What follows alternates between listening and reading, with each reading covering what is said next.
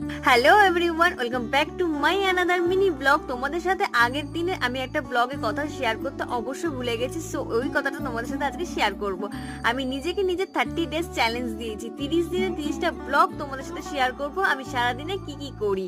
সকালবেলা ঘুম থেকে উঠে আজকে আমি বিছানাটা সুন্দর করে গুছিয়ে নিয়েছি, তারপর ফ্রেশ হয়ে চলে এসেছি জল খেতে, কারণ সকালবেলা ঘুম থেকে উঠে জল খাওয়া ভালো, এটা আমি শুনেছি। তো যাই হোক, আজকে ব্রেকফাস্টে মা দিয়েছিল হচ্ছে ম্যাগি, একদম নর্মাল ভাবে যেমন ম্যাগি করে ঠিক তেমন করে ম্যাগি দিয়েছে। তারপর আমি চলে গেছিলাম স্নান করতে, কারণ আজকে আমি মহারানী ঘুম থেকে উঠেছি হচ্ছে বেলা 12টার সময়। তারপর ময়শ্চারাইজার আর লিপ বাম মেখে একটুখানি নিজেকে সুন্দর দেখানোর চেষ্টা করছিলাম। তারপর চলে গেছিলাম লাঞ্চ করতে, আর লাঞ্চে ছিল মাছ, একটা তরকারি আর আমের চাটনি।